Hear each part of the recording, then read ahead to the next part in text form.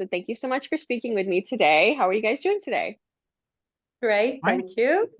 Yeah. So the album is out already. So congratulations. The Last Kingdom has Thanks. gained a huge global following so far. How does it feel to have been a part of such a beloved and successful project? I mean, it's well, it's I mean, I can't say it's not great actually. No, I mean it's fab. I mean, it's amazing the way that it's growing. I did think it would be popular, but I'm still kind of, kicking myself that it's just so become so popular all over the world. Yeah, it's amazing. That's awesome. Yeah. Was it anything, I know John, you had some experience composing for shows before this. Was this any different for you, or was it kind of a similar process? Um, I mean, composing to film is pretty much the same process, no matter what it is. But the difference with the Last Kingdom is definitely, Eivor actually working with an artist who's already, fairly established, was not really something I'd done before, and not collaborated on to quite an extent. I've used other artists more as soloists in things that I've done, but not quite to the extent that Eivor and I have, I've done for the Last Kingdom.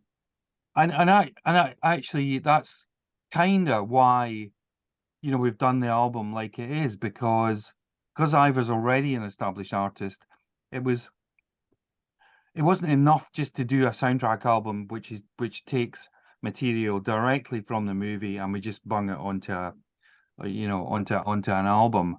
We've actually approached it really differently, and it was because of Ivor's already, success and that we were able to do that, really. Before we get a little bit further into the album, would you be able to share a little bit with us about how the project came to be and how both of you got involved with it?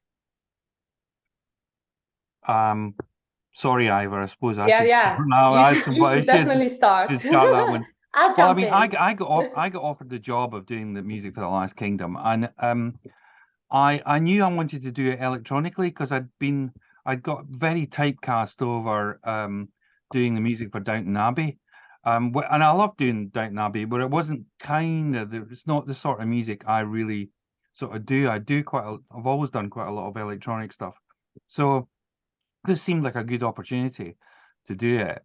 But then as I was working on it, I felt I needed something sort of epic, but that wasn't orchestral. I didn't want it to do it orchestral at all. And my agent played me a video of Eivor playing a drum and doing this incredibly funky throat singing, which was also extremely aggressive as well. And it just kind of sort of suited the landscape of the Last Kingdom. And I got in touch with her, and eventually we got together. She came to my studio in London, and we recorded for like 3 days, with no clear idea really, did we, Ivor, about where it was going to go. But No, it was not really. no, but it Yeah. was really obvious that Ivor was going to be a massive contribution to it. And then but you'd never really done music to film before, but you picked it up so quickly.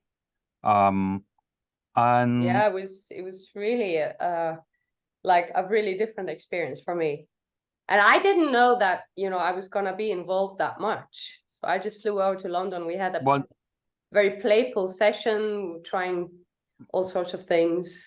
I mean, it was a bit more than a playful session because that the whole title music we recorded that, I remember we were working on the end and you were doing the rhythmic throat singing, and I said to you, well, what kind of music would you do over the top of that if you were just left to your own devices? And you sang the title track, and it was I incredible. remember So that. it was a bit more than just a kind of playful kind of recording session. I mean, it kind of defined the style of the music for the next 5 series and the movie, really. that 3-day recording session. Yeah. That's Yeah, awesome. that was wow. Would you say that choosing that over like you mentioned, the more like traditional orchestral music, do you think that maybe contributed to the sense of timelessness that the music has for the show? I think it has, because quite a lot of the other kind of shows that are sort of similar have all had a kind of orchestral element. So I think, you know, like Vikings and Game of Thrones, as well, they've both used, you know, more traditional folk music as well. But I think the idea of doing it electronically and then combining it with Eivor, I think established a pretty unique sort of sound world that I think, you know, I mean, what do you do with the 9th century, you know, in music? You know, I mean, nobody knows what the music was like. And anyway, it wouldn't be appropriate anyway. It doesn't, you know, for a film like that, it doesn't get anywhere near the kind of the level of storytelling that's sort of required in a movie like that. And what kind of research went into sort of capturing the essence of the era that you did? Where did you maybe draw some inspiration from? I'm ashamed to say we didn't do any research. In fact, the only research I did was I discovered that the only kind of existing instrument anybody was kind of sort of aware of then was this thing called a 6-string lyre. And I bought one on eBay and kind of semi-taught myself to play it. And actually that became quite a, you know, it was quite an influential instrument early on, wasn't it, Eivor? Oh, well, Cause yeah, yeah, definitely. because it led to probably our most famous, well, currently our most famous track, Luftstracker, Mm. where Eivor just did this incredible song, and I just gave her this you know sketch done on the lyre, and then she created this entire song out of it. So I don't know if you did any research, Eivor, did you? Well, I think that, you know, the soundscapes, when I heard what you sent me, it immediately called out for like something super organic and ancient sounding melodies and text. Yeah, And I started digging into some of the of oldest course. Yeah, you Faroese did. Yeah, Faroese traditional like songs that I know of. yeah, So in that sense of melodies and lyrics, we have used a lot of Old Norse yeah, material that I kind of grew up with in the Faroe Islands from Faroese folk music, basically. And then that kind of old style of melodies and text combined with John's electronic world, which is for me really created something really exciting, like an exciting soundscape, which sounds old and new at the same time. I know. Sometimes, I don't know yeah. how. I know. So basically, you did a lot more research than I did. I Yeah. didn't do research. I just pulled it. I just pulled it out of myself because I grew up with it. So yeah. And Ivor, your singing style is so like distinctive and emotive. Would you be able to tell us how you developed your approach to your style and how it contributes to the emotional depth of the score? Well, oh my gosh, that's a long story, but I'll try and make it as short as I can. But basically, I mean, I grew up, my background in music is Faroese folk music, and I grew up, you know, surrounded by people who would all be singing around me in my family, my great-grandfather. So I remember like songs that he taught me and stuff, which I have always felt inspired by in my own music that I create. And I've always used it somehow in the music that I create as some kind of core of everything, my background. And then for this project with John, it just felt so natural to go back to my roots. And somehow it just naturally resonated with this series. And for me, it was really like, yeah, it was like coming home in a way, you know, musically, at the same time as I've, you know, really, I've learned so much from John and from just being part of this project.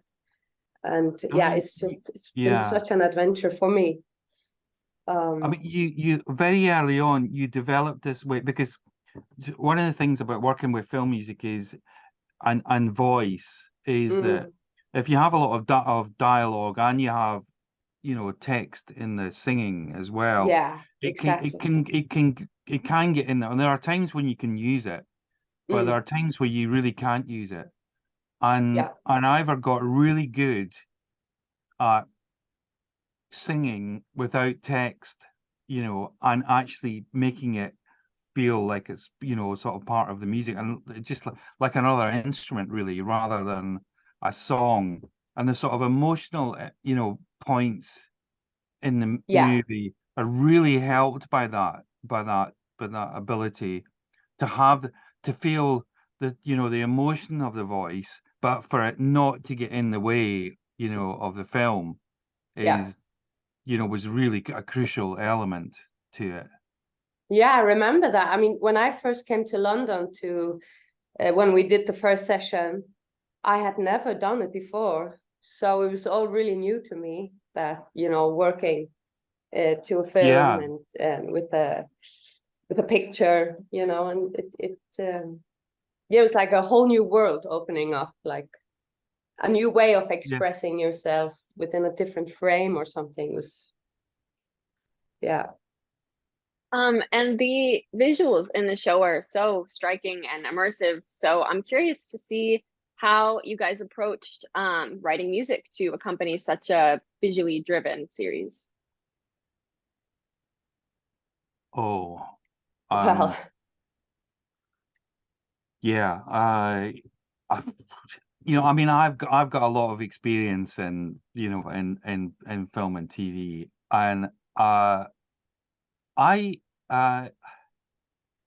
yeah, I think I was trying to write music which was kind of extreme in some ways, which is why I really liked Eivor's throat singing, because it was a kind of like a version of it, you know, of singing taken to an extreme.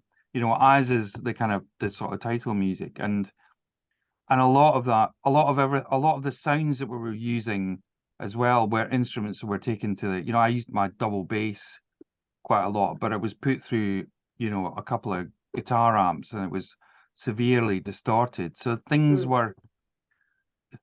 because the world that we were portraying itself was really pretty, you know, extreme.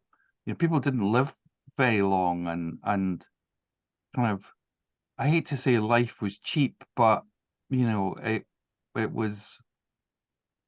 I mean, you know, every episode, God knows how many deaths we had to deal with, or, you know, yes, or, I mean, it was the pretty battles. brutal, you know, battles. Mm. So it was kind of, there was a lot of contrasts, I think, in the making of that kind of style of film. You know, it made the kind of sweeter moments kind of much sweeter in a way, and by being so brutal the rest of the time, I think. So I'm not sure if Yeah, that answers your I question, think Alan. that's a really good way of putting it. You know, the contrasts, they are like kind of crucial in the series, both in the soundscapes and also the scenes. And were there any specific scenes that were particularly challenging to score, or that like resonated with you in any specific way? I mean, the battles are always a bit of a nightmare, because we're also, we're not just doing music, we're also, you know, we're also competing with sound effects, and yeah, they were always tricky. But having Eivor for the battle scenes was just so useful, because we could just use her at, you know, at specific points when we really, you know, needed it. And I'm really sorry about this, but my bloody doorbell's going, and I'm expecting a delivery. You're And good. Go ahead. I'm on my own, Alex. I know it's not very professional. It's okay. Go ahead. It's Can I all go and good. just go and How brilliant. Oh my goodness. Oh my goodness. Oh, well, what John was mentioning earlier, like about also the freedom of singing without words, that has been like maybe yeah, the best part for me, like the way of just expressing yourself through the voice without it having to be a story or something. It just needs to be an emotion. I think that's something I should have added before. John, what did you get? It was worse than that. It was Sarah, my wife, who couldn't find her keys. And I warned her I was doing a Zoom. Oh my goodness. So she's in the doghouse. Oh my God. Sorry, what were we saying? I had asked if there was about what moments were the most challenging to create music for, and which moments resonated with you. I mean, I think that when we first wrote Tracker, which is, as I said before, is still probably currently our biggest hit. It was they tempt the score with a beautiful piece of African music, which was just completely inappropriate. You know, we couldn't have used anything like it, you know, in the final thing. But it was such a beautiful song, and I remember thinking, oh my God, how are you going to do something like that? And we managed it. In fact, we managed to do something kind of better for it, actually. And it was a really pivotal for us, because in every series, particularly to begin with, I mean, there's quite a lot of pressure on you, because on the main composer, because you know, it's a new series, everybody wants it to be really successful, but once we'd written Tracker and the titles, then everybody just relaxed and kind of let us go on with it. It was just one of those pivotal moments in a whole series where it sets the mood. Yeah. You know, we'd kind of got the more kind of aggressive sort of music, which was clearly going to work for a lot of the kind of battle scene type thing, and we'd also got something, you know, a style that was going to really work for the, you know, some of the more emotional moments. So I'd say getting Tracker was really one of the highlights, I think, for me. And also it just sat so well again in the landscape of the film. And in fact, that song keeps coming back again and again. And I don't think it's any accident that we used it as the end titles for the movie. We did the 3.5-minute version. It kept on getting longer and longer.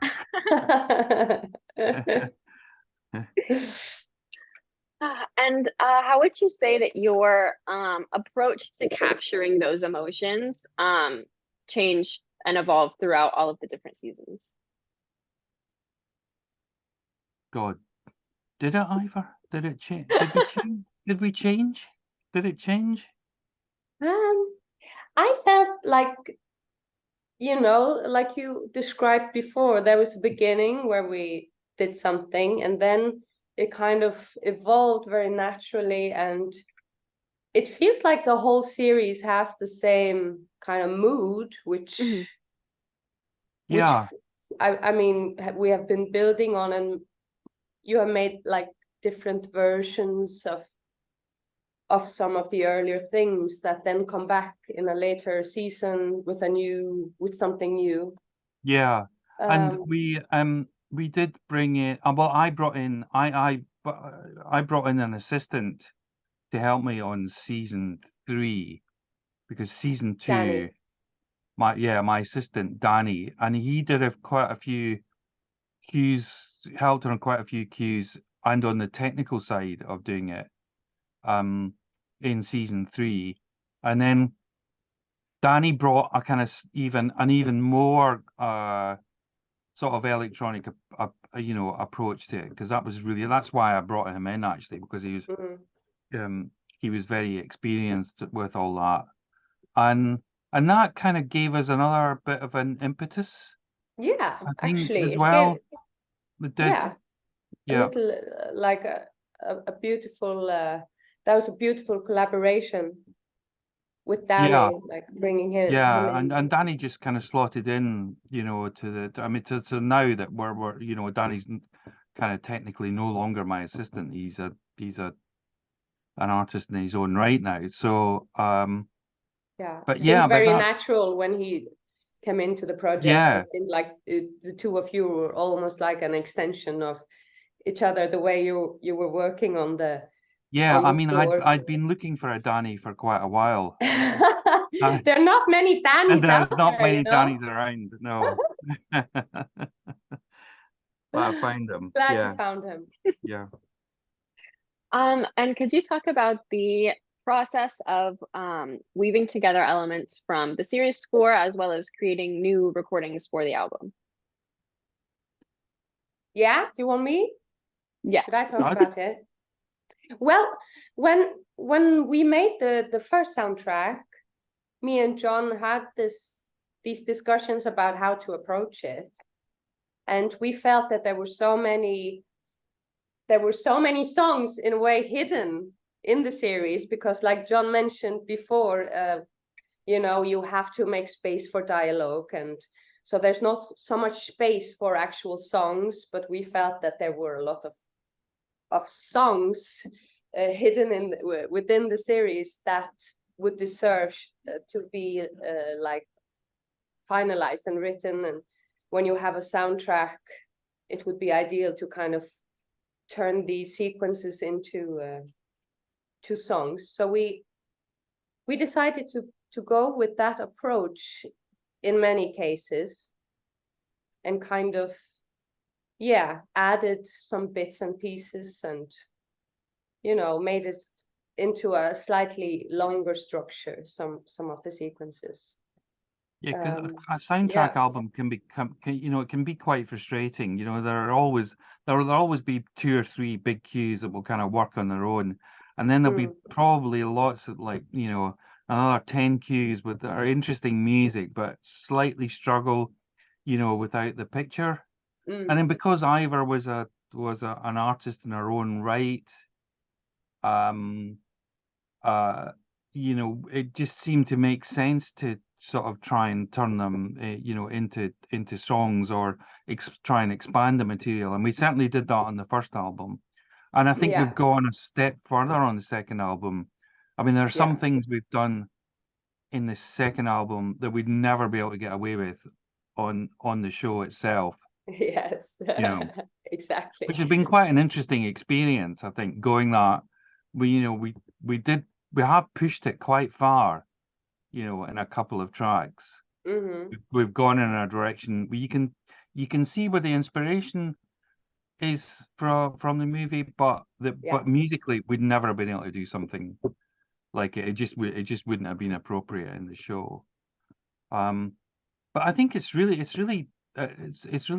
Ivor's been part of it. I felt that we've been able to do that. I mean, there's some stuff on the album.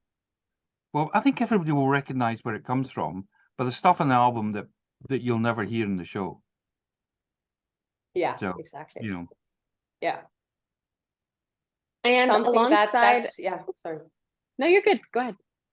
No, it wasn't spectacular what I was going to say. Okay. John said it all. No. You put it very well. But alongside the release of the album, there's also the live performance from you, Eivor. So could you tell us a little bit about your experience performing this live? Yeah, I mean, that's the thing, because this has been such a big part of my life for the past, what is it, 7 years or something like that, Yeah, or 8? 2015, I think we started Yeah. started it. It's really and some of these tracks have just become such a big part of me, and something I really enjoy singing. And somehow it's found its way into my own shows. It just makes perfect sense for me to sing these songs. And yeah, I think it's been a natural process. Just like I thought for my last tour, I thought, oh, I really want to play something from the Last Kingdom. And so I decided to play a few of the key tracks that me and John have written together, such as Luftstrakere. We actually performed it together in London a few months back, me and John. Yeah. In fact, the first time I went to see your gigs quite a few times when we were working together. And I remember going to one about 2 or 3 years ago in that church in Islington. And I remember thinking at the time, I wonder if Eivor has thought of doing any of the Last Kingdom songs in our live show, because I hadn't heard you do any up until that point. And then I was a bit late, and I got there.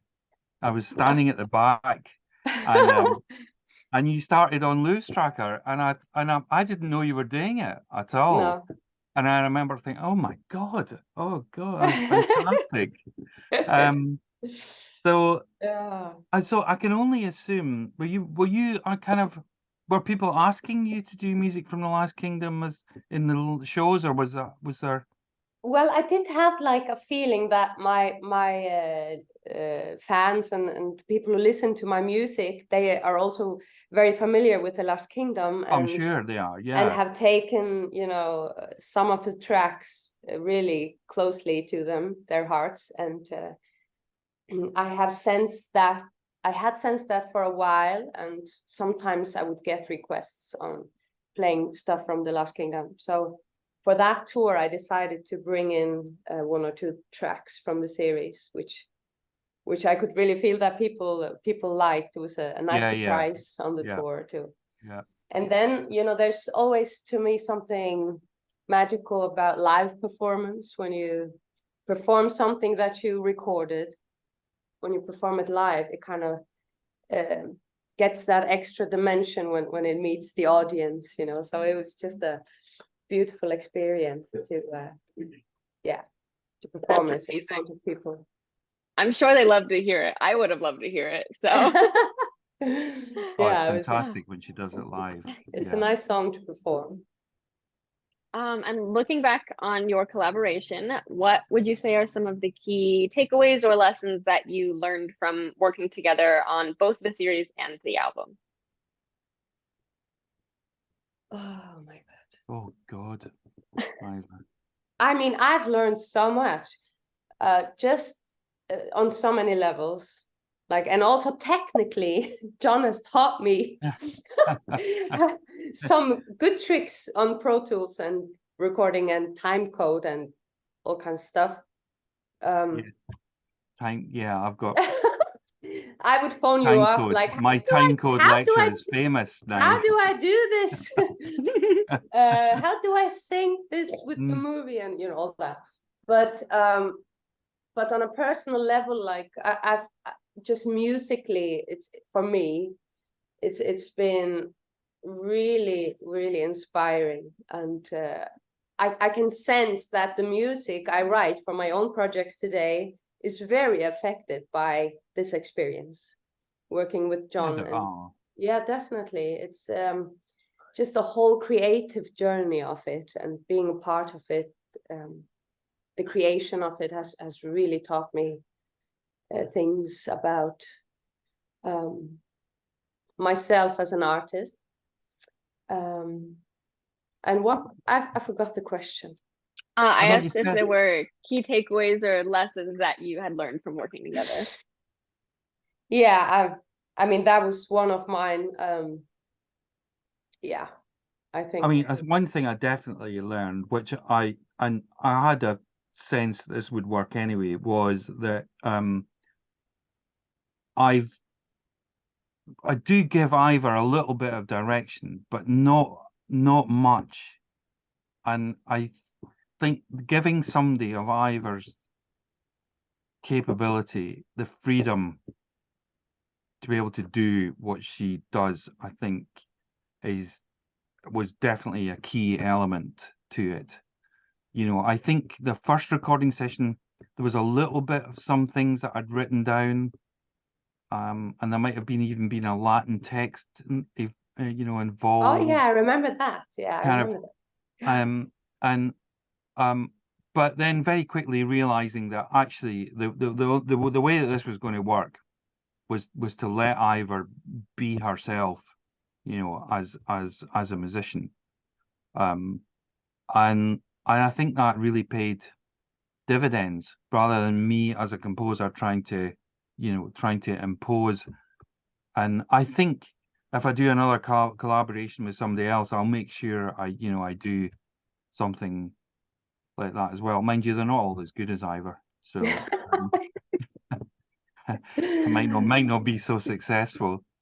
But seriously, I think that's what you just mentioned, the freedom that you have given me in the series, within the frames that you Within the created, frame, like yeah, absolutely, exactly. But yeah, like yeah. the freedom to just express some emotions in the series has really just that I think has been the reason why it's just gone so deep into my heart, the whole project. Absolutely. And that's Yeah. the reason why I tour with it, with my own project, and why it's become a part of just my my whole musical world, instead of just being like a session that I did for the Last Kingdom. Yeah, it's absolutely. I mean, and it's just. I mean, there's no difference between, you know, me being the composer and you being the singer. It's not like that at all. It's you know, the two of us are just so meshed together. I mean, I'm not singing, thank God, but I think you I'm do doing a some lot of singing other on some stuff. of the scenes. Oh, Don't you? there is. Oh, I do some singing in the show actually. There is a scene, right? I do some Gregorian chant. If you listen very carefully, you can hear somebody Oh my singing goodness. Latin in a Scottish accent. Oh my goodness. Okay, I'll have to listen for it. Yeah. Well, I see our little timer is going, so I think we have about 4 minutes left. So I'll try to wrap it up a little bit. I would like to ask you guys, what is next for y'all? Yeah. I'm at the moment I'm working on my next album actually. So I have done a lot of recordings in the Faroe Islands, and now these days I'm working on some vocals and some editing, and so that's kind of what I'm creatively working on this year. And hopefully yeah, I'll be touring and releasing the album next year. So that's Yeah, and I think. I'm just about to start another television series called Belgravia, and then I'm on to another series called Shetland, which I'm not sure if you get in the. I think you must get it in America. I think I'm so. not sure what channel it's on, but yeah, and then the next year there's another new Downton movie, so I'll be doing that. So We both sound pretty busy. Yeah, I guess. yeah, we are. Yeah. Well, thank you so much again for talking to me today. Your work on the series and the album is incredible. Thank you so much. You know, Of thanks. course. Thanks.